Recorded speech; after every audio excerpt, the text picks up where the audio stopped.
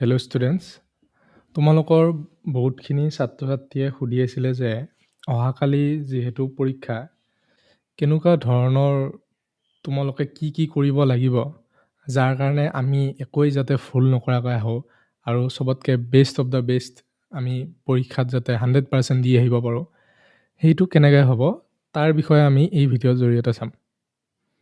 প্ৰথমতে চাবা, আজি ৰাতি এতিয়া আমি কি কৰিম।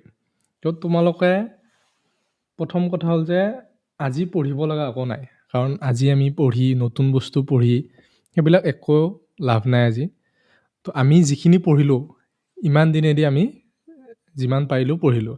এতিয়া আমাৰ কথা হ'ল যে আজি একো নতুন বস্তু নপঢ়োঁ, জাষ্ট আমি আজি যিবিলাক গণিতৰ ফৰ্মুলা আছে সেইবাৰ একবাৰ চাম, আৰু যিবিলাক অসমীয়াৰ সমাৰ্থক শব্দ হওক বা বিপৰীত শব্দ হওক তাৰ লিষ্টকেইখন একবাৰ আমি মাতি চাম, আৰু মানসিক যোগ্যতাৰ লাগিলে একবাৰ চকুটো ফুৰাই পেলাই চাম। বেছি একো আমি আজি নতুন বস্তু নপঢ়োঁ, বেছিকেও নপঢ়োঁ, একো আমি ষ্ট্ৰেছ নলওঁ আজি। তেনেকৈ তোমালোকে আজি পঢ়া। তাৰপিছত আজি এতিয়া আৰু কিছুমান ইম্পৰ্টেণ্ট বস্তু এটা কৰিব লাগিব, যেনে তোমালোকে আজি 10টা বা 11টা বজাতে তোমালোকে শুব লাগিব। 10টা বা 11টা বজাৰ আগতে তোমালোকে শুব আজি। কিয় শুব লাগিব?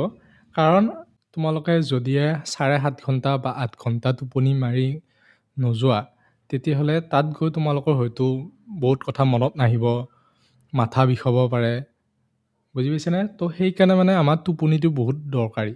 সেইকাৰণে আমি তোমালোকে যদিহে 10টা বজাত শুৱা, তেতিয়াহ'লে তোমালোকে 5:30 মানত উঠিব পাৰিবা, বা 6টামান বজাত, বা তেনেকৈ 10:30 শুলে 6টা মেক্সিমাম 6টা 6:30টাৰ আগতে তোমালোকে উঠিব লাগিব আজি, কালি ৰাতিপুৱা। তো আজি সেইকাৰণে সোনকালে শুব লাগিব, তেতিয়া আমাৰ 7 বা 8 ঘণ্টা আমাৰ টোপনিটো হৈ যাব। তেতিয়া তোমালোকে পৰীক্ষাত গৈ নাপাহৰা। দ্বিতীয় কথা হ'ল যে তোমালোকে পৰীক্ষাতনো কি কৰিব লাগিব যে তোমালোকৰ নম্বৰ ইম্প্ৰুভ হ'ব। তাৰ কাৰণে তোমালোকে কৰিবা কি, যে মানসিক দক্ষতা প্ৰথম যি 45 মিনিট থাকিব, সেইটো কেৱল তোমালোকে প্ৰথমতে মানসিক দক্ষতাখিনি কৰিবা। প্ৰথম 45 মিনিটত তোমালোকে ট্ৰাই কৰিবা। যদি তোমালোকৰ ভাবা যে 45 মিনিটত দেখোঁ মোৰ বহুতখিনি বাকী আছে, তেতিয়াহ'লে গম পাবা যে তোমালোকক অলপমান শ্ল' হৈ আছে, তোমালোকে লাহে কৰি আছা, অলপ ফাষ্ট কৰিব লাগিব তেতিয়া। বুজিছেনে? 5-10 মিনিট ইফাল সিফাল হ'ব পাৰে। যদি তোমালোকে ভাবে 40 মিনিটত হৈছে, তেতিয়াও ঠিক কথা নাই তো তেনেকৈ তোমালোকে 45 মিনিটত শেষ কৰিবলৈ চাবা। তাৰপিছত তোমালোকৰ কৰিবা মানসিক দক্ষতাৰ পিছত অসমীয়াখিনি, বা কাৰোবাৰ ইংলিছ আছে, ইংলিছখিনি কৰিবা। সেইখিনি তোমালোকক 25 মিনিটত কৰিব লাগিব। 25 বা 30 মিনিট মেক্সিমাম, 30 মিনিটৰ বেছিকৈ নল'বা। তাৰপিছত আমাৰ গণিতৰ এইখিনি সময়তে আমাৰ 1 ঘণ্টা 10 মিনিট গুচি যাব। 1 ঘণ্টা 10 মিনিট গুচি যাব। তাৰপিছত আমি লাষ্টত কৰিম গণিতৰখিনি, মানসিক যোগ্যতা আৰু অসমীয়াখিনি একদম ভালকৈ চাই কৰিম। এতিয়া গণিতত তোমালোকৰ প্ৰায় 50 মিনিট বাকী থাকিব। তাৰে 40-ৰ পৰা 45 মিনিট তোমালোকে অকল গণিতৰ কুৱেশ্যনবিলাক ধুনীয়াকৈ কৰিব চাবা। তাতে হয়তো কিছুমান পাৰিবা, কিছুমান নোৱাৰা। সেইখিনিও আমি কেনেকৈ কৰিম, পাৰা নোৱাৰাখিনি সেইখিনিও আমি শিকিম। তাৰপিছত লাষ্টত যি 5-10 মিনিট তোমালোকে সদায় ৰাখিবা, 5-10 মিনিট এটা লাগিব। কিয়? কাৰণ যদিহে কিছুমান কুৱেশ্যন আমাৰ গোল কৰিব ৰৈ গৈছে, তাত এটেম্প কৰিব ৰৈ গৈছে, সেইবিলাক আমি 5-10 মিনিটত কৰিম আৰু যদিহে তোমালোকৰ ধৰা হ'ল কুৱেশ্যন পেপাৰখন কৰা খতমেই নহ'ল, তোমাৰ 10 মিনিট বাকী আছে কেৱল, বা 5 মিনিট বাকী আছে, তেতিয়া আৰু বাকী একো আমি লাগি নাথাকোঁ গণিতত, খতম নহ'ল আৰু। তেতিয়া কি কৰিম, গোটেইখিনি আমি ফিল আপ কৰিম, এনেই কিছুমান চিন দিম তেতিয়া, কাৰণ আমি চিন দি গোটেইখিনি কৰিবই লাগিব, বেলেগ উপায় নাই কাৰণ যিহেতু তোমালোকৰ নেগেটিভ নাই, তো তোমালোকে গোটেইখিনি এটেম্প কৰিব লাগিব। এতিয়া আমি চাম যে কেনেকৈ কৰিলে আমি গণিতত হওক বা বাকীবিলাকত হওক যে ভুল কমকৈ হ'ব। তাৰ কাৰণে তোমালোকে কি কৰিবা, 10টা কুৱেশ্যনৰ মূৰে তোমালোকে মাৰ্কবিলাক কৰিবা। তাৰমানে কি, গোল যিটো কৰিম আমি এনেকৈ, সেইটো একেলগে কৰিব নালাগে। যে তোমালোক 1 নম্বৰ কুৱেশ্যনটো কৰিছোঁ, সেই কুৱেশ্যনটো গম পালোঁ যে 1 নম্বৰ এইটো এনচাৰ হয়, তোমালোকে কুৱেশ্যন মাৰ্কখন এনেকৈ মাৰ্ক দিলা। তাৰপিছত লগে এনেকৈ OMR গোল কৰিব লাগিব বুলি কথা নাই নহয়। তো তোমালোকে কি কৰিবা, 10টা কুৱেশ্যন যেতিয়া হ'ব, 1ৰ পৰা 10লৈকে যেতিয়া হ'ব তেতিয়াহে তোমালোকৰ যিকেইটা আছে সেইকেইটা মাৰ্ক কৰিবা। এতিয়া ধৰল তোমাৰ 1 নম্বৰ কৰিলা, 2 নম্বৰ এনেকৈ আছে 10লৈকে। এতিয়া কিছুমান কি হ'ব, ধৰল তোমাৰ 3 নম্বৰ কুৱেশ্যনটো তোমাৰ অলপ ডাউট আছে যে এ হ'ব নে বি হ'ব।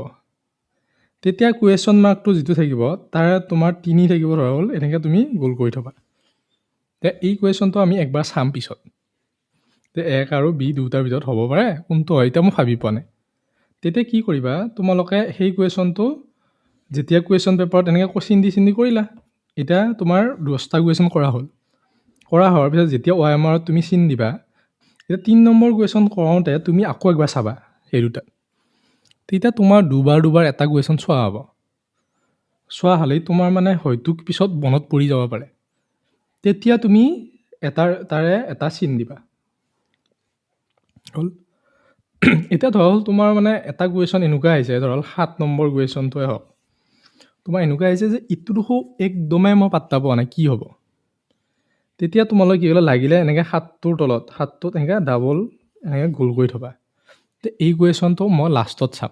মই যে কৈছোঁ যে 5 মিনিট আমি লাষ্টত ৰাখিম, সেই সময়ত আমি চাম। বা গণিত যদি তোমালোকৰ ধৰক 45 মিনিটৰ আগতে খতম হ'ল, খতম হোৱাৰ পিছত আমি চাম।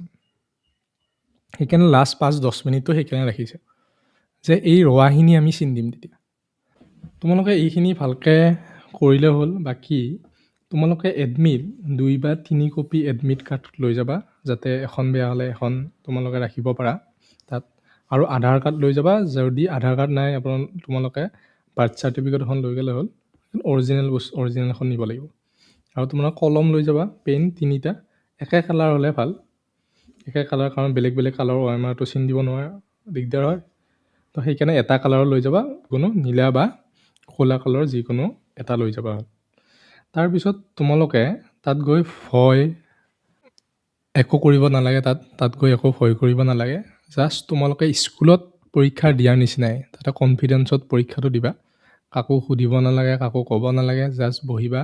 তোমালোকে নিজে যিটো ভাবা সেই হিচাপত পৰীক্ষাত এনচাৰবোৰ কৰি আহিবা। OMRবিলাক গোটেইখিনি কৰি আহিবা, এটাও মিছ নকৰাকৈ। লাষ্ট 5 মিনিটৰ ৰ'লে সেইখিনি লাষ্ট 5 মিনিটত কৰি আহিবা। তো এনেকৈয়ে তোমালোকৰ পৰীক্ষা চাবাচোন বহুতখিনি ইম্প্ৰুভ হ'ব, বহুতখিনি ভাল হ'ব। সেইকাৰণে কনফিডেঞ্চত যাবা।